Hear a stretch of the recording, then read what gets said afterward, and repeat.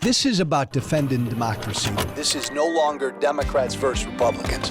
What do you want your kids to believe in? There must be give and take. This is White Flag with Joe Walsh.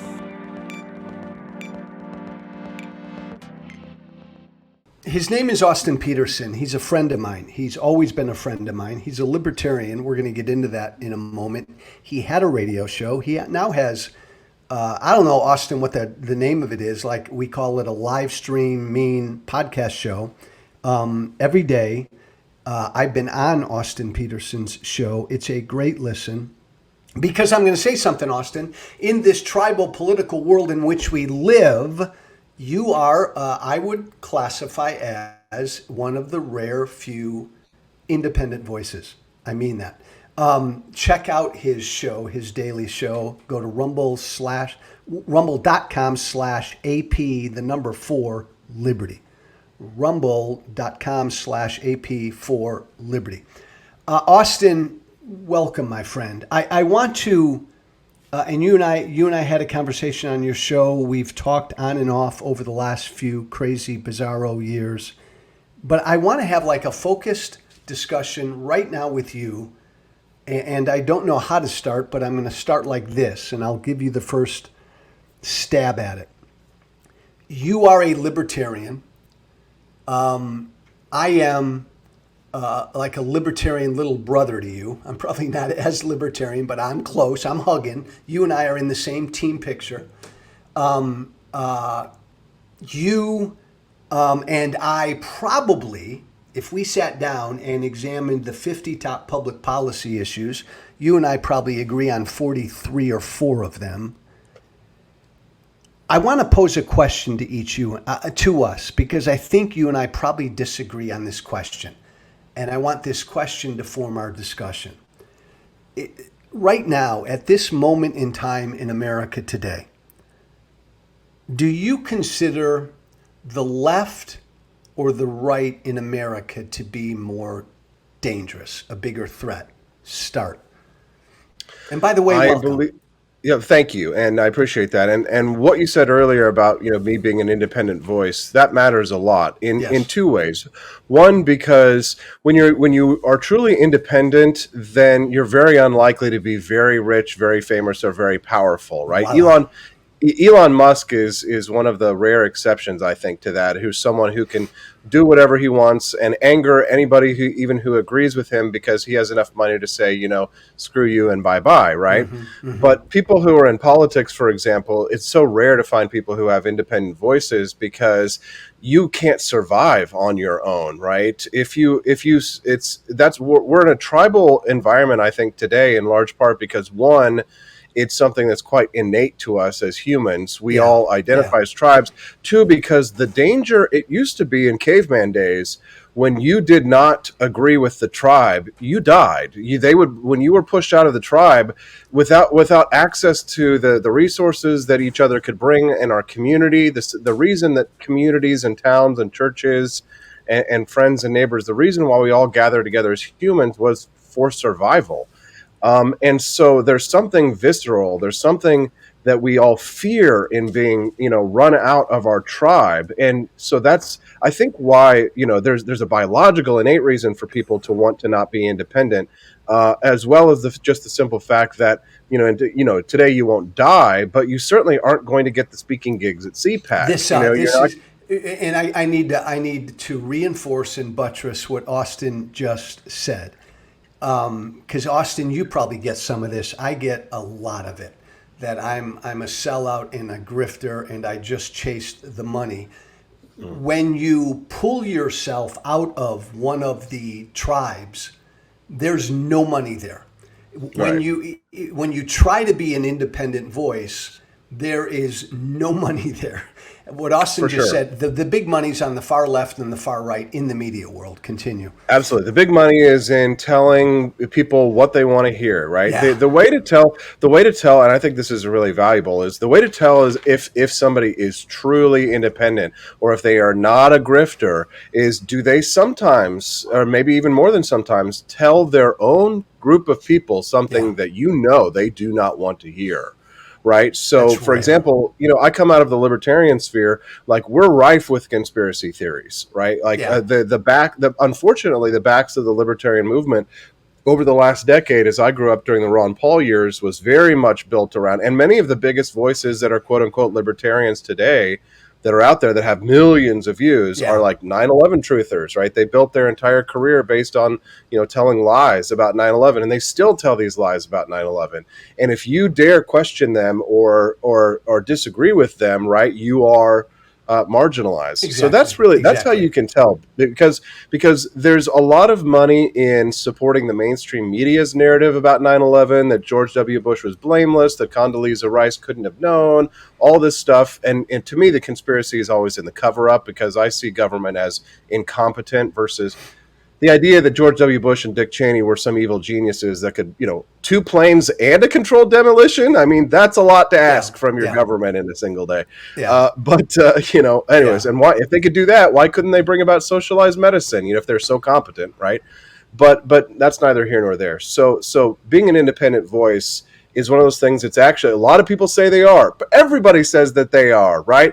But the reality is that a lot of money flows through institutions and to the people who are in politics on left and right. And the likelihood of somebody, the bigger that they are, the bigger their social media following is, right, or the bigger the institutions they work with the likelihood that they're independent it gets Well, smaller and smaller the bigger they get. yeah, and Austin, it's again, this is, you and I both do it, even though we disagree on a number of things. We both do it. I consider us both to be honest, independent voices.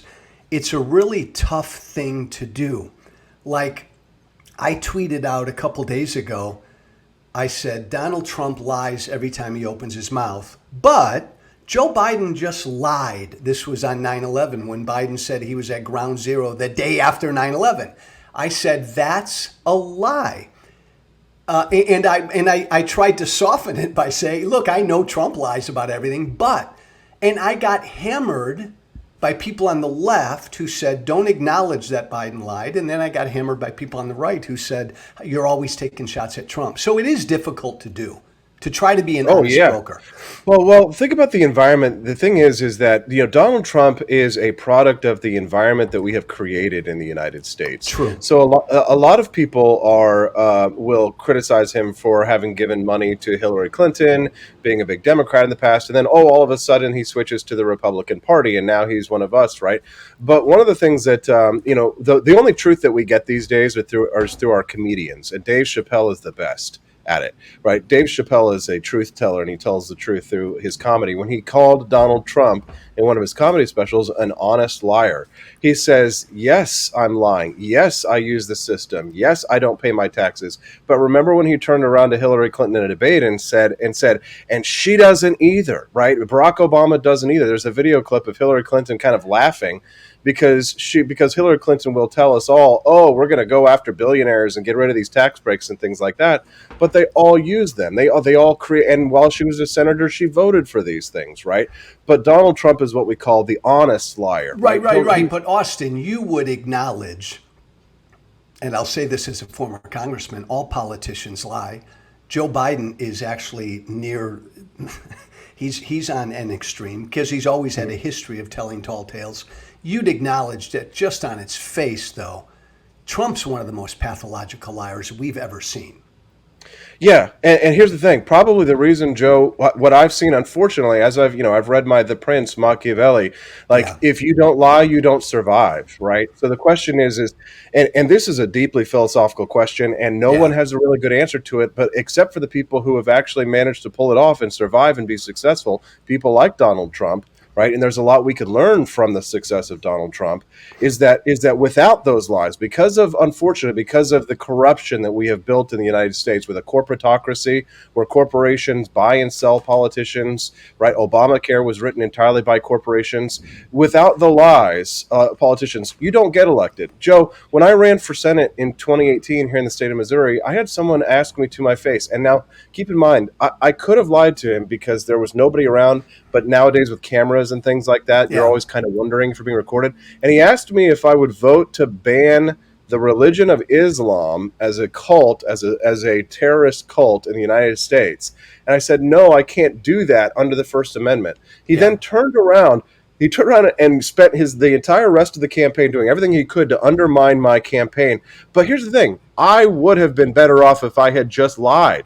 Oh, completely. I would have gotten his vote. I would have gotten his vote, and maybe I would have, and then I would have had someone who, instead of working against me, would have been working for me. And here's the thing: the cost of the lie would have been nothing, but the benefit of the lie was everything. And unfortunately, we have created a corruption in the United States that incentivizes the lies of Joe But Biden. you're not, and I agree with all that, Austin, but you're not using all of that to justify Trump's lying, correct? Like, I think no, but history doesn't care. But history doesn't care about the people who tried to do good and failed, right? History, I'll have a Wikipedia page and it's a thumb note of history. But history only cares about. It's like George Patton in his famous speech from his movie Patton. America loves a winner and will not tolerate a loser. You have to win first, and then you can put your principles into action. These are problems that, unfortunately, whether or not we like them or not, these are hard truths. And if people like us want to defeat tyrants, we'd better learn how to win, because it's not going to come through being 100% honest all the time. And that is the hard truth that we must accept, whether we like it or not. Tell me if you agree with this. I think you and I would agree, our libertarian natures, that our political system in this country is broken and corrupt. I think the two-party system is broken and corrupt. I think our politics just sucks. I think we need major revolutionary change in our politics. And so a broken, corrupt political system produced Donald Trump. And but Trump himself is a corrupt, you and I might disagree on criminal, but he's a corrupt individual that's kind of the product of a broken, corrupt system. Does that make sense?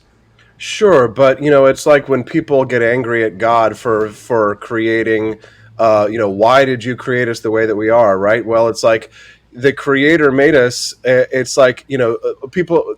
I have that backwards. Like God made us the way that we are. I look at it. I'm not a religious person, but I look at it and say, well, wait a minute. You made me like this, right? You made me sinful. You made me want to have all these kinds of things. So it's kind of like, who do you blame? Like the child for the behavior when they exhibit bad behavior, or the bad parenting in some example, right? Again, I'm not trying to I'm not trying to push aside like the things that Donald Trump has done that I think are corrupt. I wouldn't go so far as criminal, but the problem is that the priorities, ultimately, I realize the priorities that people like us have, limited government types, are not the priorities that the American people have. So, for example, the biggest example, like the most fascist thing that Donald Trump did while he was president of the United States was to invoke the Defense Production Act, which was to demand, which is the literal definition of fascism, when you have the government telling the corporation what to produce, right? So demanding that they produce, what were they, inhalers or medical devices, essentially, right? So that is the literal definition of fascism, when the government directs production of the corporations, not takes them over, not like socialism or communism where the government owns the means of production, but literally that the government, like in Nazi Germany, tells you Rolls-Royce or BMW or Mercedes to produce the Volkswagen that can be converted into a light tank. So that is the closest that you could say to fascism that we saw from Donald Trump. But here's the thing. American people didn't care, right? In a pandemic, people demanded, they like you say, like in fear of a strong man. The American people didn't care, didn't even think about it, didn't know that that's fascism, and largely agreed with it, and the Congress went along with it, right? So unfortunately, with the big problem of the corruption is that most Americans don't even know what corruption really is. People will call someone a fascist. They can't identify the tenets of fascism. They don't know the difference between fascism or socialism or communism or national socialism. They don't know it. So these terms get bandied about, just like when the left throws around the racist, bigot, misogynist, homophobic. These terms have lost all meaning. So these 10 minutes have been great context, and I'm going to reiterate. You and I, though we differ on a few things, we're both independent libertarian, freedom-loving guys. And we are in a country right now where I would argue there is rampant authoritarianism growing on the right, much more so than the left. And so I'm going to pose the question to you again, but I'll give a short answer, and then I want you to take it away. If I'm asked, and I am asked all the time, the greater threat in America right now, is it coming from the right or the left?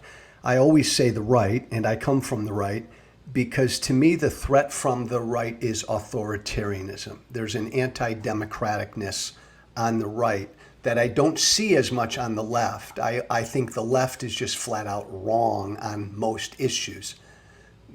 Agree or disagree with that? Where's the greater threat disagree. right now? I disagree ultimately. Start. I mean, a few windows got broken on January 6th, and the left is comparing this to 9/11, which is, I think. Stop right there. Because I disagree vehemently, but I love the way you put that. To you, Austin Petersen, what was January 6th? I think it was a reaction to COVID-19 lockdowns and the gaslighting that had been going on during even the Trump administration as well. People were upset at Congress largely for their complicity, for many of their Congress members, for their anger at how the COVID-19 pandemic had been handled. And I think it was largely because we saw this on airplanes, for example, the amount of violent incidents in airplanes. The American people were fed up. They were at a fever pitch. They were upset about how they were being treated during the COVID-19 pandemic, and many of the supporters of Donald Trump, but not all of them were necessarily just there for Donald Trump. Many of them were there for a good old protest. So I see. Here's the thing, Joe. I love America. Like I said to you yesterday, I love America. I love the American people, and I love our private businesses, and I love our private communities, our homes. I don't love the government, right? And I certainly don't. I don't worship anything. And I certainly don't worship the government, but I get disgusted when I hear people referencing the government in near sacred terms. One, because I've never been a member of a cult. Two, because I left religion long ago. And three, because when I see people referring to government as sacred, I see them as having replaced government with God. So and being a libertarian, revolutionary, Tea Party 1776 patriot, right, and being someone who the 4th of July is that's my Christmas, right? So that's my quote unquote sacred holiday, right? But I don't worship the government. I worship the principles of revolution, of resistance to tyranny, right? Frankly, I joke, but one last thing, Joe, we should have stormed the Capitol back when they passed the New Deal. I don't hold the government in the same reverence that you or perhaps many of your listeners do. No. And I again, this is why I find it always fascinating to talk to you, because I generally agree with everything you just said. I don't revere the government. I innately distrust the government. The government is the people, though. The government is us. And so it's imperfect and flawed and all. I don't see it like that. I don't agree with that. That government is us. I see it as sort of like a parasitic institution. We can survive without the government. The government cannot survive without us. But it's right? You and I could spend 5 hours doing this, but it's we the people who make. Go back on constitutional theory. But back up. So I will leave that to the side for a moment. And it's interesting what you said about January 6th, because what I consider to be sacred in this democracy we live in, this representative democracy, is the will of the people. And like, if you take that away, then I think we're in real trouble. And on January 6th, there was an effort by a lot of people to try to overthrow an election, but you don't see it that way. No, here's the thing. To try and overthrow an election requires some kind of intent amongst people. When you look at here's the thing. The trials. I mean, what all these. There were some people who probably thought that they were going to, hundreds, who are fueled by conspiracy theories and QAnon cultists and all of that. Who they had a religion just as much as the people I'm accusing of worshiping the government had a religion. But they were there to do a certain thing. By their Sure. own testimony, by their own Right, but the admitted vast majority of the testimony people under that oath. were there on January 6th did not even go into the Capitol building. Most of No, them who were on the outside, and many of them were convicted for doing absolutely nothing violent. Like Owen Schroyer was giving a speech there, right? So I mean, I agree, but I'm I talking don't about want the to paint. people who I think, but if we're talking, I don't want to paint with a broad brush. The people who committed acts of violence and vandalism and who engaged in what could be considered to be the garden definition of terrorism, those people absolutely deserve to be charged. They deserve the same civil rights and civil liberties as the rest of us to receive a speedy and fair trial. And many of them did not. And I believe they were turned into martyrs in some sense as political prisoners. And I think that it was wrong to shoot Ashley Babbitt but because she was unarmed as well, and she could have easily been detained as a frail woman and was a person who had actually served our country. Was she nuts? You damn right she was. Yes, right. But I think that unfortunately, January 6th has just become an object of polarization again that continues to get us to dig our heels in because we can't have an honest conversation about it because the left compares it to 9/11. but That is ridiculous hyperbole. well,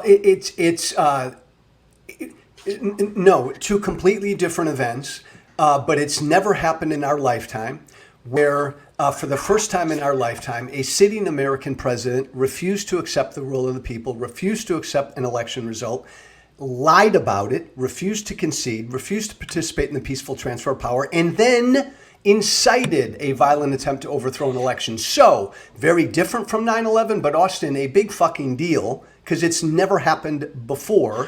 Well, here's the problem. And unlike, but here's let the me problem. say one more Even thing if it and then is, jump. Let me even say if one it more is, here's the thing. I think it should be downplayed, and I'll tell you why. Because just from a strategic perspective, because I see the left as a bigger threat. I think that even if it is as bad as you say it is, it still should be downplayed, and the left should be undermined because it came on the backs of 2 years of gaslighting, of the burning down of American cities, of American businesses Oh. during the riots of George Floyd, in which American citizens were left alone to deal with themselves. Joe, here in Jefferson City. The police don't know that I know this, but they were prepared to evacuate the police station here and to leave us all to fend for ourselves. If the level of violence that had occurred in places like Kenosha, Wisconsin, in places like Minnesota, Minneapolis, Minnesota, if the level of violence that had been shown towards police here in Jefferson City had been shown, they were going to clear out. Many Americans were left alone to fend for themselves. Kyle Rittenhouse, for example, I see him as a hero because when the police don't step up and defend the liberties of our citizens, I see that as the militia being necessary to the security of a free state, the right of the people to, don't interrupt me when I'm quoting the Constitution, the right of the people to keep and bear arms shall not be infringed. He's not agreed. Kyle Rittenhouse is not a hero. He did not deserve to be convicted. He acted in self-defense, but that young 17, 18-year-old punk. He killed two pedophiles. How is he not a hero? He's no fucking hero. A 17-year-old kid had no God business. bless Kyle Rittenhouse. Pouring out for my boy. But the bigger, an American hero. The bigger issue, Austin, is all of the rioting that was done that summer. Again, that had nothing, and I agree with you on it, but it had zero to do with January 6th. January 6th was let me finish, then respond. Okay. January 6th was 30-some thousand Trump supporters having a rally, a peaceful protest rally in D.C. Many of those 30,000 marched to the Capitol. A couple thousand of those 30,000 that marched to the Capitol stormed into the Capitol to overthrow the election. They weren't there because of COVID. They weren't there because of what happened on the streets of Minnesota, race riots. They were there to overthrow an election because Trump lied to them. I guess, Austin, I don't know why, and I don't conflate the two. They're both wrong.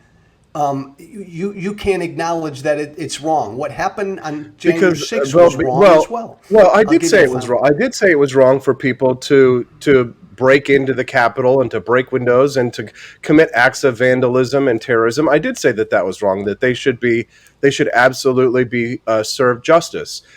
But Joe, the way the media is, and I think you would agree with this, the media is largely owned by the left, right? CNN, MSNBC, any of the major news organizations, other than Fox News, for example, which we all have our beefs with Fox when we're on the right, but the media is the Associated Press, No, right? that's They why you name have. any. That's why you have a Fox News, because for years the media is left Right. of center. End of story. Right. And so for those 2 years, we had been gaslit in the media while those Oh, riots were going on. no, Austin. I agree with that. I guess I'm just Oh, differing in that none of so that so but had here's the anything thing. to So do the with people storming the some of Capitol the to some overthrow an of the election. people, right? Well, but some of the people who showed up were there because they wanted to try and hope to stop the certification of the election. In You're fact, right. that's what they were Right. arrested for, I, charged Yes, with, some of convicted them, of. Yeah. right? But Owen Schroyer, for example, who was just convicted and is going to serve, I think, 60 days in prison, did not even go inside the Capitol. He only gave a speech outside, right? So it wasn't all of them that were convicted for things like that. But the point is, I acknowledge that those people who did that should absolutely get justice, right? Not more years than a rapist or a pedophile or people who actually commit violent crimes, right? If they didn't actually commit acts of violence, right? That's different, but let's set that aside. But here's the thing. I do believe that, like, the reason why people were acting out on airplanes, when people have had enough, it's kind of like you squeeze a balloon and it pops out at both ends, right? The misbehavior that you see that goes on, and when you see something and someone's peeing on your leg and telling you it's raining, you're going to build up steam and you're going to have passive aggressive little Agreed. behaviors and things like that. And that's why I think, in part of the reason for the anger, part of the reason that people wanted to maintain Donald Trump as president of the United States, is because they thought that there would be even more tyranny, because they know that the left has been lying to them. Remember the Nicholas Sandmann character, the Catholic kids No, I who know. showed up there, and for 24 hours we all thought they were these racist Trump MAGA supporting kids. Turns out that the Native American guy walked up to them and was banging the drum in their face, right? So it's because the media was doing that to us every day. Anthony Fauci saying, "Oh, masks today, not masks tomorrow." Then he's not seen not wearing a mask, right? And then he says that there's no scientific evidence, and then it's back and forth. And now we found out with the Fifth Circuit Court of Appeals. I don't know if you saw that injunction that was pushed down in Louisiana with that lawsuit on social media and free speech. And you probably have been a victim of this as well, maybe during the Trump administration. But both the Biden administrations and the Trump administrations colluded with social media platforms to suppress independent voices like ours and to lift up Agreed. voices that were Agreed. uncritical of their administrations. People in Missouri who tweeted in difference with Anthony Fauci online were immediately contacted by Twitter and told that they would have to delete their tweets that were critical of Anthony Fauci's mask policies, or else they would lose their accounts. And that was at the government's behest. That is a violation of the First Amendment. It was going on. People knew it was going on, but we couldn't prove it. It's now been proven. We knew it was going on. So the anger and the hostility that people felt exploded in places and exploded on January 6th. That was part of it. And we'll put a bow on this, because, again, I would only differ with none of that had anything to do with a few thousand people who stormed into a Capitol because Donald Trump told them he won the election. Two completely different things. But let me put something else in front of you as a way to continue this. My working hypothesis is, and you and I would agree, that the left for years in America has dominated the media, dominated academia, dominated popular culture, dominated government, dominated institutional America. And Trump and the right take over, and the right now wants to do exactly what the left did: use government, become authoritarian, stomp all over liberties and everything else, to use government as the force to get back on the left dominating. And the problem I've got, and I guess what separated me from the right, is I agree with the history of that, but I can't abide by the right now being authoritarian to get back what they believe they've lost all these years. Respond to that. It's a good point that you make there, and I do agree with you. But here's the issue, is that what you're talking about specifically are a group of people that call themselves now national conservatives. And I would right? just Think argue, about, Austin, I would argue that yeah. they now are the Republican Party. MAGA, National Yeah, Conservatives, yeah, yeah. They are the well. They like the Tea Partiers used to be the Republican Party. The new Republican Party is very much the National trend is Conservatives. towards national conservatism. Yes. And these are people who think very differently. They despise Ronald Reagan. They despise Ronald Reagan because they argue that Ronald Reagan was too libertarian. Yeah. They despise libertarians because they see our view of power very much in the same vein that I think of as George Washington when George Washington walked away from becoming president or walked away from becoming dictator. Yeah. He said that he essentially created a system whereby, a peaceful transition of power, which is of course what should happen, right? And I know you have a primary beef with, but when George Washington walked away, he set a precedent there, not just for that peaceful transition of power, but to show that just because one has the ability, just because one has the power to do something, just because you can doesn't mean you should. Right. And so, but here, the unfortunate reality is, Joe, is that the left is the party of government.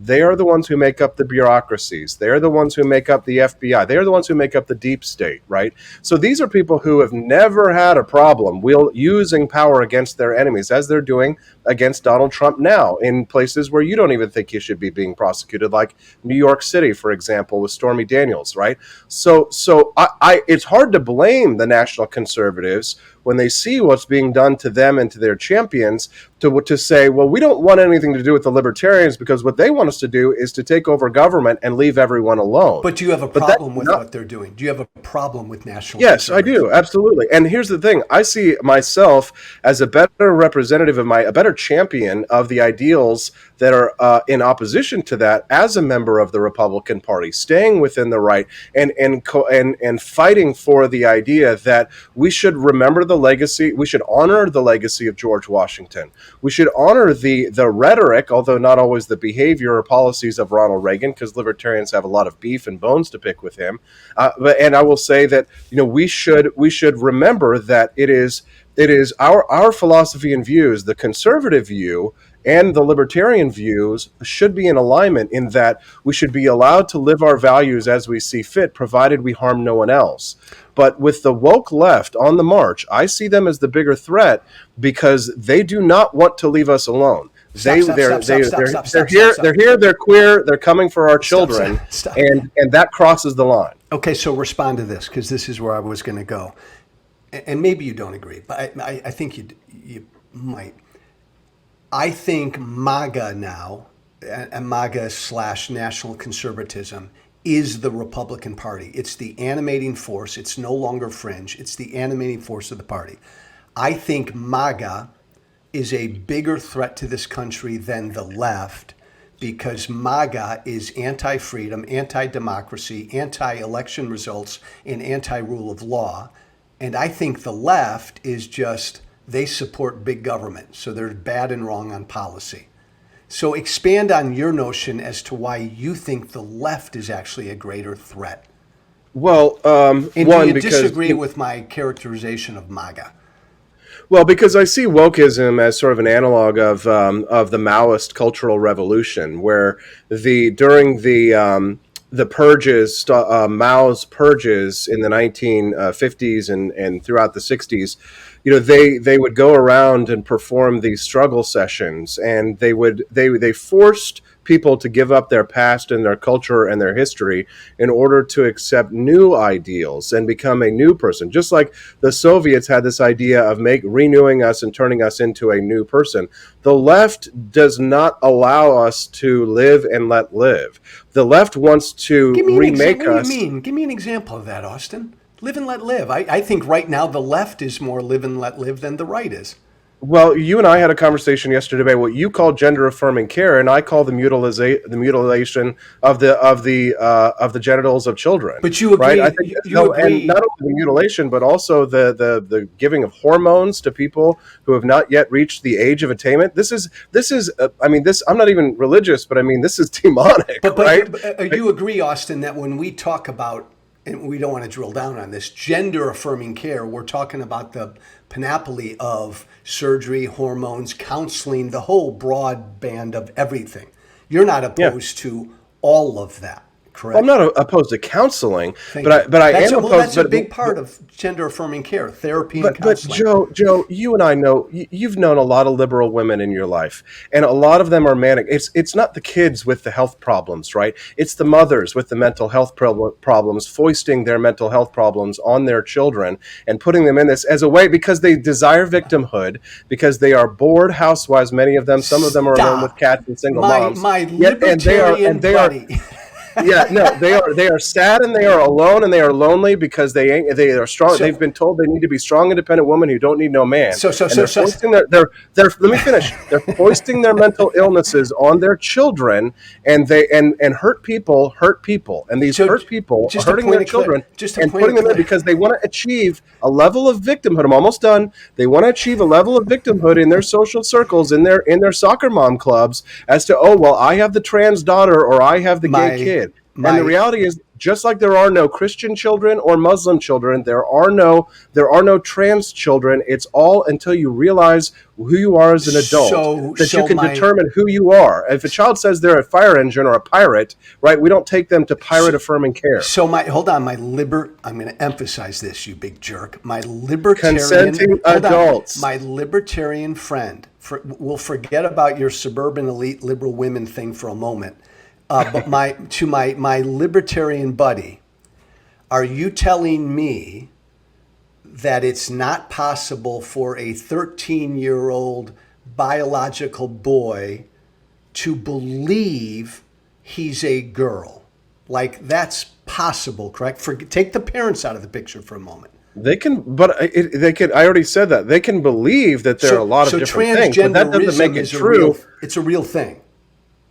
In perhaps 0.001% of reported cases, the actual cases, it's about 0.001% of the population that actually suffer from not transgenderism, because what we're really talking about is transsexualism, right? Because I know people who are actual transsexuals, and people who are actual transsexuals, they will tell you it's a mental illness, right? And I would actually highly recommend that you interview my friend Sarah Higdon. She is a right-leaning libertarian she's a veteran, right? Served in the U.S. Army, and she has fully surgically transitioned. She is a transsexual, and she will tell you that she is suffering from a mental illness, and she will tell you the exact same thing. She will tell you the exact same things that I have. But if you haven't read Abigail Schreier's book, I would highly recommend that you do so, because I think that this is a social contagion, and it is also a ploy by academia for their push towards androgyny. But my libertarian they friend, think that biological sex doesn't exist, and that's a lie. But my libertarian friend, and I would say live and let live, you don't want the Agreed. state. You don't want the state.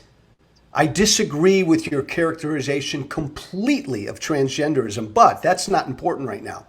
You don't want the state telling some parent how to raise his or her child. Should it be legal for a parent to abuse their child? No, I'm sorry. no. There's a point where the state intercedes. I guess Yes. So we might be closer than you think. So do you think that it should be legal to undergo surgery and gender hormone transition for a minor? I personally believe that for a minor, I think you should have to wait until you're 18. That's all I'm saying. Hold on. No, hold on. But hold on, Austin. But a 10, 11, 12, 13, or 14-year-old that believes, right, they are, and I think they should get gender-affirming care when it comes to supportive therapy and all of that, and care and love and embrace, because it's a real thing. Sure, I but do that's believe not. people are born. But you asked about the government. Yes, but that's not what you're And I asking. don't want I the already government agreed. interfering with any of that. I already told you that I agree with that, the right to go and seek therapy, and that the government shouldn't interfere with that. But you and I agree that you should have to be an adult to be able to seek the kind of gender affirming care that you and I know. So there's no disagreement between us. No. When it comes to surgery, Yeah, surgery and hormones. I think there's more bend when it comes to hormone treatment. But No. Again, Austin, I don't want to drill down on this right now. But what's Okay, fascinating but the point is why I'm trying to explain to you why I think that the left is a greater threat, and that's why we drilled down on this, because I see this as a violation of the fundamental laws of nature. I see them as trying to overthrow the establishment of the sexes that were created. And I'm not religious, so most religious people say it's by God, but I see this as evolutionary biology, right? Richard Dawkins, who is one of my greatest heroes, right? One of the reasons why I am a secularist is largely because of the work of Richard Dawkins and others, right? And he is one of the greatest critics of wokeism and leftism and postmodern feminism, right? And so what I see the left is doing is trying to incite more hatred between the sexes, one in large part because they think that one of the greatest things that you can do for humanity is not to have children, which I see as, again, another contradiction. And they do this because of the climate cult that many of them are involved Austin, in. Because they are obsessed with death. Paint with the broad brush. You say the left. The left doesn't want people to have children? Yes. Would you say that's a minority view or a majority view on the left? Would you say that climate change, reducing carbon emissions, is a majority position amongst the left? Oh, I think that's a majority position. Yes. So when you see Bill Gates, for example, and Steve Apple or whatever his name is that Trump called him from I don't know if you watched the iPhone reveal yesterday, but it was all about this crap. You know what I mean? That's a worship of nature, right? But if you poll people on the left, I do think that the majority. I do think maybe it's a slight majority. It's not a massive majority, but I do think that a slight majority, at least of the left, does think that the best thing that you can do is to not have children, live in the pod, and eat the bugs, and own nothing, and be happy. Love your show, but you'd have to show me data, because I think that's a very, very leftist, a very minority view on the left. I think, Austin, the overthrowing the sexes, which is kind of why you're viewing the left as a greater threat. I think overthrowing elections is a bigger threat to our body politic. I think when it comes to gender and sex and people identifying as what they're identifying and all the rest and us, and that this is just like with same-sex marriage, it's just we'll figure it out culturally and we'll come to a certain place and we'll argue and debate, but most Americans are tolerant, trying to find a middle ground, but there's no middle ground on who won or lost an election, and we all have to accept the will of the people or this fucking democracy is done. That's why I just think that the attacks on our children and our society are much more important than a disagreement about an election several years ago. And honestly, I think, Joe, you should just let it go, brother. I think that you've become obsessed, and even you agree that you've got like stage 10 Trump derangement syndrome, and you take this stuff too far. I mean, criticize Trump when he's wrong and praise him when he's right. I know you do say that he has done some things that are right, but my concern is that if we do, I mean, you are not a socialist. You are not a communist. You are not a person who believes in an overarching federal government with massive powers. Not a fascist. I imagine that if I were to describe what we call the deep state, the bureaucracy that remains the same no matter which administration is there. And going back to Operation Paperclip, when the United States recruited Nazis, even though the intelligence agencies recruited, Werner von Braun and Klaus Barbie and others after World War II in order to fight the Soviets, even though Harry Truman specifically told them not to. I do not believe in the deep state. I do not believe in the deep state. You don't think that the bureaucracies do their own will, despite what the President of the United States tells them? I think there's some of that, but I do not believe that's the deep state. I do not believe there is a bureaucratic attempt to take Donald Trump out. I believe the Well, vast majority of people who work at the FBI and the we Justice disagree. Department. So we're not going to Yeah. change each other's No, minds on that. So so then let's move on. let's move on to this. Close with this, Austin. In that, you're right. As an independent, trying to be an honest voice, and not belonging to a tribe, the biggest criticism I have of myself is, and it's probably because I come from the right, I focus way too much on Trump and Trumpism, and I don't criticize the left enough. And that's an absolutely fair criticism of Joe Walsh. As an independent, libertarian, loving, honest voice, kind of tribeless as you are too, how do you handle this? How do you handle what you do, and how would you criticize yourself? What's one criticism you would have of yourself in the space you're in? I am perfect in every way. No, I don't know. We're very, we all engage in confirmation bias. Right? Yes. Every person is guilty of that, and I'm certainly guilty of confirmation bias as well. Always. I've changed my opinion on things over the years. I speak up against my own people, and it hurts. It hurts me. It's not. It doesn't feel good knowing, like, when you see, like, your livelihood depends on your ability to be able to raise a crowd and to raise money, that, like, you're going to say something that they're not going to like. But I'm very deeply steeped in I'm from Missouri, right? So Mark Twain has always been my favorite author, and he was very much an independent, go against the crowd type. One of his best poems is called The War Prayer, which I highly recommend everyone read, because it talks about the madness of the crowds. So I've always been a person who to observe the herd and do the opposite. And if I'm guilty of anything, it's probably in trusting some people too much, or expecting things from people that were never going to happen. So really, I've become a little bit more cynical or jaded, perhaps, than I should be, because Austin, do you focus, like I focus my fire on the right a lot more than the left because I think the right's a bigger threat. Do you focus your fire on the left more than the right, or do you yes, try to but I don't see that. But that's because I see them as a greater threat. So I don't see that as I see that as a virtue rather than a vice. Got it. Right. So but here's the thing. Like, my criticism of the left, the only people who come out of the left that sort of would make me feel like, oh, maybe they're not all so bad, are the people that the left don't like, right? Tulsi Gabbard, for example, is someone.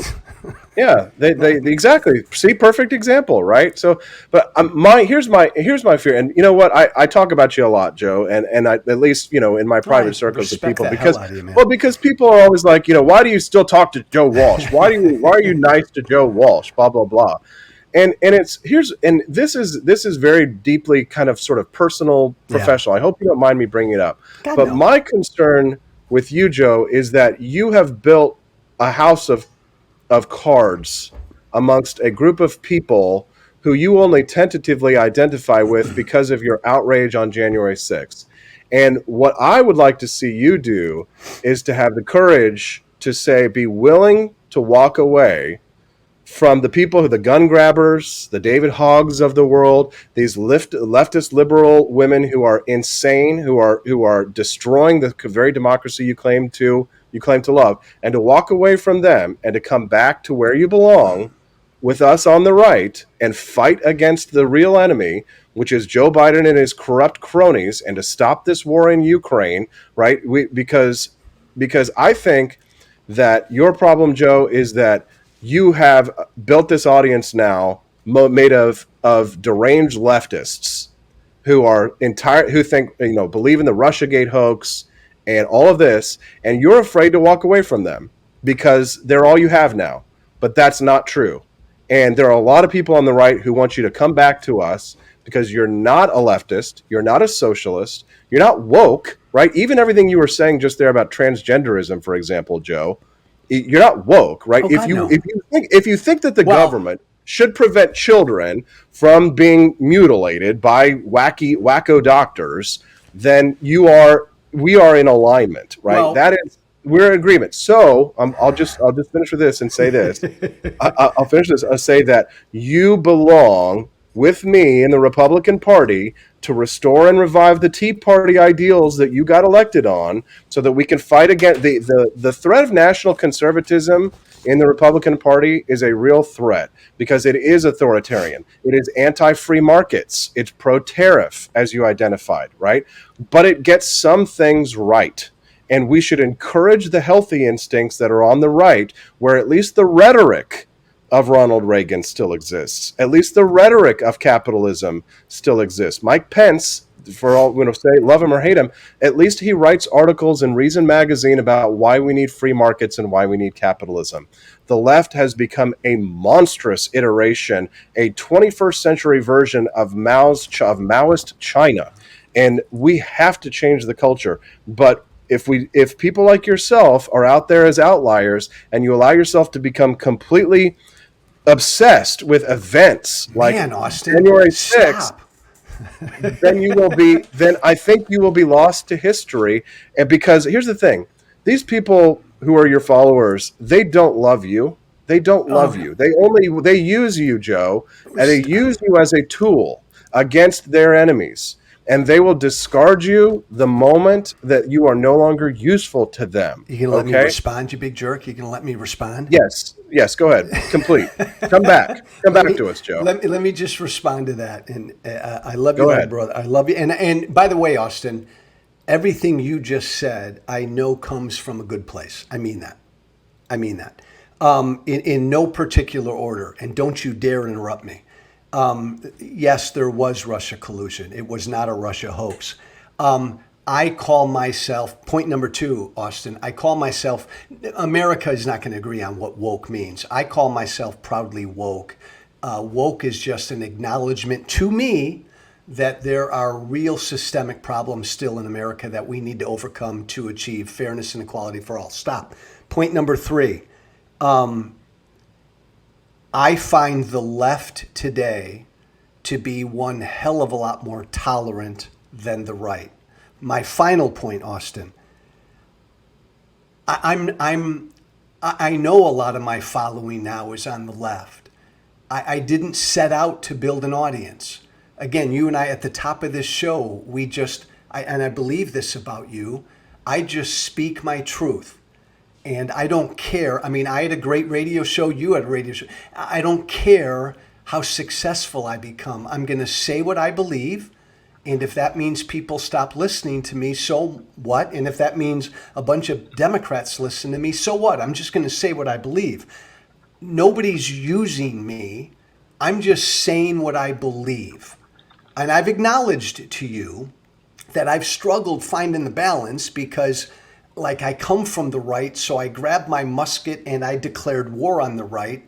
And I got to balance that with more, like the New Mexico governor going after my guns and all the left and all that stuff on the left. But no, I know nobody's using me, or they may be using me, but I don't care. I'm just going to continue to say what I believe even if I never have a home. Final point, Austin, and then I will give you the final word. I'm a free market, liberty-loving Tea Partier. My friend, there is no fucking place for that in the right today. None. I could run as a Republican for any office in this country. I wouldn't get 5 votes in a Republican primary. I don't have a home there. I'm not looking, but Austin, I'm no bitching, no whining. I'm not looking for a home. I'm just going to keep saying what I believe. I'll give you the final word. Okay, but here's the thing. There's one thing to run for office and win. That's a completely different beast. But in regards to if there's no home for Tea Partying Republicans in the Republican Party, that's wrong, right? I have managed to make a place for myself in my Missouri Republican Party and to achieve the respect and coordination that comes with being a member of the Republican Party here in the state of Missouri. And sure, people do disagree with me, but honestly, because I've been able to distinguish myself and to be free of corruption and to be someone who has built an audience around myself, people still I still get invitations to Lincoln Day dinners and people invite me to sit at their table as a guest of honor, and knowing full well that, right, I'm not voting for the wacko guy who's going to raise our taxes that calls himself a Republican that might be more popular in the Republican Party at the moment. But there is a place for people like ourselves, for limited government types, for free market types. There are people who Austin, can I make one interruption? Sure. And you and I are a lot alike, but one big difference was 5 or 6 years ago when I came out against Trump, I had a really high profile. So once you come out publicly as a Republican, vehemently against Trump, you're done as a Republican. No more Lincoln Day dinners, no more nothing. I mean, I'm like Liz Cheney and Adam Kinzinger. I mean, we're done. Well, but there really is something different between being anti-Trump and being, someone who calls out Trump when he's wrong and supports him when he's right. I mean, I think that that's really intellectually honest, and to an extent, you have that. But like, there's something else completely different between, I would call it sort of an effeminate resistance to Trumpism, which is this sort of like this kind of whiny sort of negation of everything he does as some sort of an antibiotic response to everything Trump is and what he does. And I think that's what people are responding to, because I think that Republicans are right in that before Donald Trump, they had a lot of limp-wristed ninnies who were not fighting.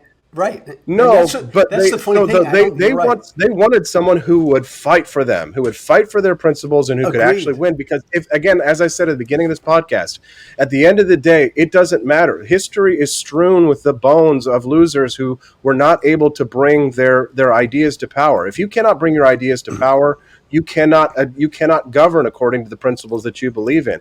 If you can't win a fight, if you die in the fight, it's over. Your ideas, your bloodline dies. So I don't blame people for not wanting their bloodline to die. For the people who have had war declared against them and their principles and their ideals in this country, when it's politically incorrect to wave an American flag in this country, I think those people are rightly seeking someone as a champion, even if it's not the right champion, anyone who can fight, who can maintain their existence. Listen, it would be great if we didn't have to nuke the Japanese in Hiroshima and Nagasaki. But frankly, when you're in existential conflict, it doesn't matter if there's a few thousand babies in prams and carriages around Hiroshima or Nagasaki. Frankly, fuck them kids, because if it's you or me, it's going to be them. And at the end of the day, there's going to be collateral damage. And the Republicans have accepted that, and that's what they see with Donald Trump. A lot of Republicans don't like his tweets. Right. They don't like his behavior. A lot of them would like Ron DeSantis to come on board and to kick his ass.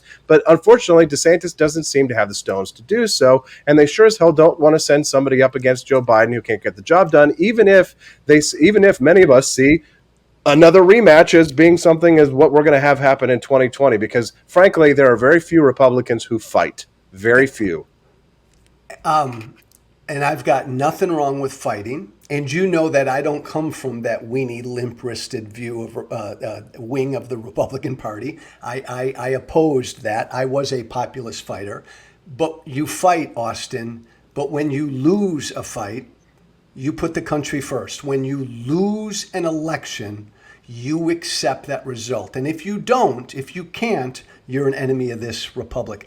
Austin Petersen is his name. Again, I recommend you follow him on Twitter at AP for Liberty, AP, the number 4 Liberty. His show, his live stream podcast, rumble.com/AP for Liberty. He's a great, smart, independent, honest voice. Austin, my friend, always. Thank you, brother. Thank you. Thank you for listening. Remember to listen, share, and follow White Flag with Joe Walsh on Apple Podcasts, Spotify, and everywhere great podcasts are found. And be sure to leave a 5-star review. This has been White Flag with Joe Walsh.